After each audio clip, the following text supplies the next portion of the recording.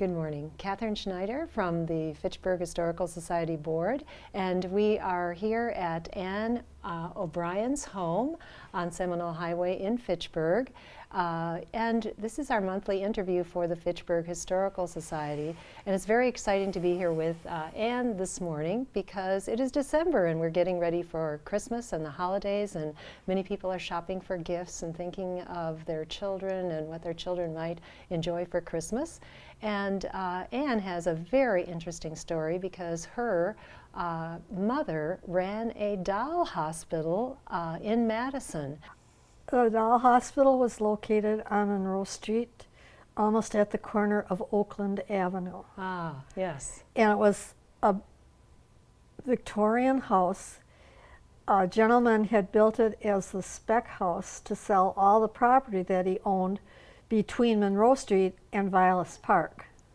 She bought the house, and she worked at different jobs for a number of years.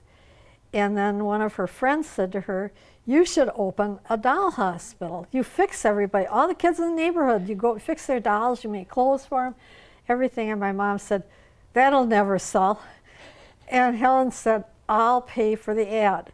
So she paid for an ad in the State Journal on a Sunday, and the phone never stopped ringing Monday morning.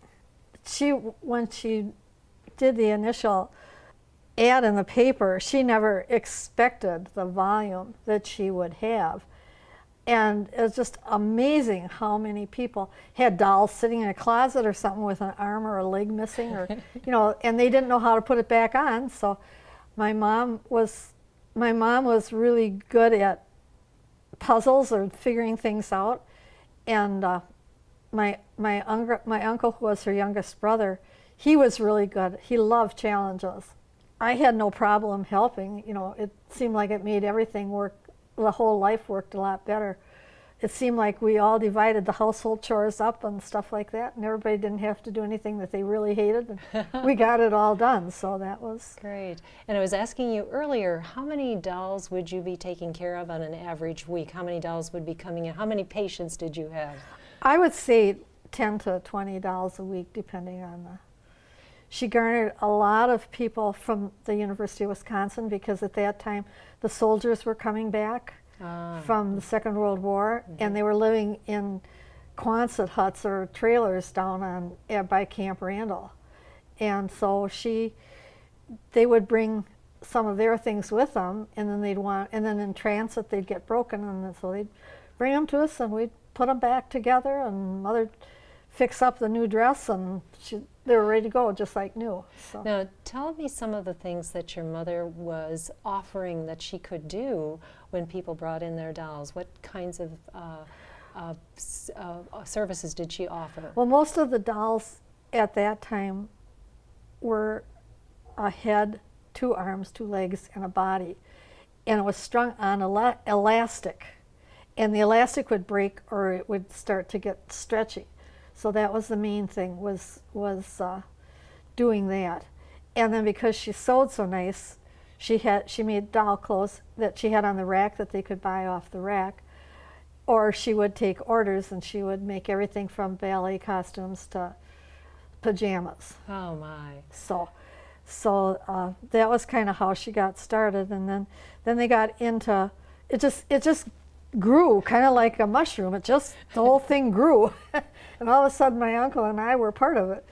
And I worked behind the counter almost as much as she did. Oh. I used to come home from school and I would do all the house cleaning and the washing and the ironing and stuff like that. So she could devote her time to repairing the dolls and doing what she did. You had your labors well divided. Can you tell me a little bit about some of the special dolls you have, and also would you tell me the story of the teddy bear?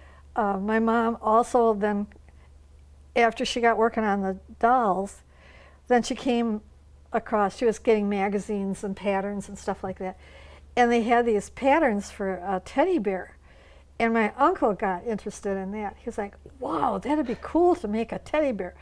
So they enlarged the pattern on graph paper and figured out how to cut it out, and then Well, like the black bear on the floor here, he was made from the lining of my grandfather's fishing coat. So they used, leftover stuff that was around the house and cut the pieces up and made them into stuff. They were recycling before it became popular to do Before that. anybody ever knew about it, they recycled. So. And you have a very special doll. Can you tell us about the doll that has the hair, the older doll, and how that's related to your mother? Well, she's the doll that's over here on the table, and that was my mom's doll. She was given to her when my grandparents were teaching dancing in Cleveland. So she's and the hair is such an interesting story, the hair that she has. Well, she needed a wig, and back in those days the ladies didn't cut their hair, they just let it grow. And so my grandmother went and got her hair cut, and then she had the human hair wig for the doll made out of her hair. So that was pretty cool too. Yes. So that hair that's the hair the doll has now. Yes. So she's got a lot of special meaning to me. Yes, she does. And do you have any particular memories of maybe a especially challenging doll that you had, or maybe an interesting customer that came in? We had a lady come in the shop, and she had a 5-foot German doll, all jointed with a bisque head and a wig on it, and she wanted it restrung. And my uncle looked at it, my mom looked at it, and they're like, no, we're not. And her chest was completely caved in. They had traveled between the United States and Europe, and on the last trip that the doll made, something heavy got set on the chest and it crushed it. And they just told him, they quoted him a price that was just outrageous. And the people said, well, we can't afford that. And they said, well, we just couldn't even think about trying to do it for any less. And they said, well, we're not going to have it done. And then they kind of looked at it and they said, and it's no good to us, so we don't want it. And of course, my mom said to everybody that came in there and said, I'm not going to have the doll fixed, I'm just going to leave it. She said, she can stay here. So she became a permanent resident at your house. She did. We had a room finished in the attic, and she had a brass 4-poster bed up there. And that was at least 4 dolls high. Oh my. Yeah. And it's also interesting how you were talking about the stands that the dolls have so that they don't break or fall. Can you tell us how that was done? When my mom started getting into the just buying, selling, and fixing, a lot of people just wanted a doll that they could stand on on a dice table or on somebody's dresser, So she came up with these dolls, with these doll stands, which I don't know if you can see, but they're metal. And they have a clamp that runs up through the rod and clamps around the doll's waist and holds her so that she doesn't tip. And what did you find the most, perhaps the most interesting part about working in the doll hospital? What did you like about it? I liked the sewing for clothes, and I became pretty accomplished at making patterns, copying or figuring out patterns, because these people came in and they had just these scraps of the clothes and they wanted the same dress. So then you had to take it apart and try to figure out how to patch it together. So drew a lot of patterns, and I was really bad because I was horrible, because I would go to Manchester's, which was the best store downtown, and I would go through the racks and I'd look at what I wanted. Then I'd go home and draw the pattern and make the dress. You knew where to go to find the latest fashions, right? And then you had the ability and the creativity to reproduce those. And they used to sell yard goods, 3 yards for $1. Oh yes. So you were, from all your experience with working with the dolls, you were able to really make clothes so they fit very well, and also do the fun part about how to make things unique and special. It's a creative thing, you know, my mom was like a super creative person. She wrote poetry. She drew pastels, and then she had the dancing, which was just fantastic. The dancing that she did, and then she started doing this with the dolls, and it just, you know, it's. I learned so much from her, and I caught the bug from her, I guess you might say.